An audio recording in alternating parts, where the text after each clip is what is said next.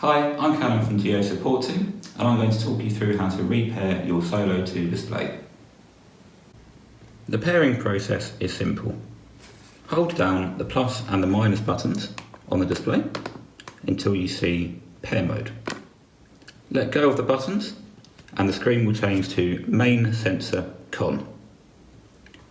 To clear the pairing, simply hold down the middle button until the connectivity con changes to none.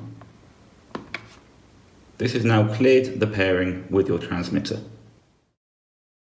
So now we want to leave your display on this menu, and you'll need to go to your transmitter, remove the cover off your transmitter, like so,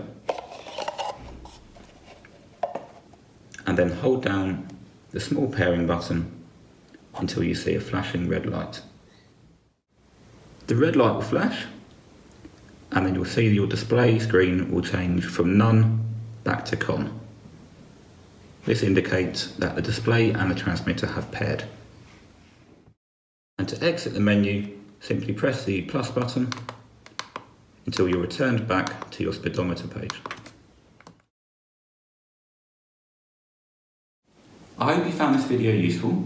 If you'd like further support with your Solo 2, then please visit our website at geotogether.com/support.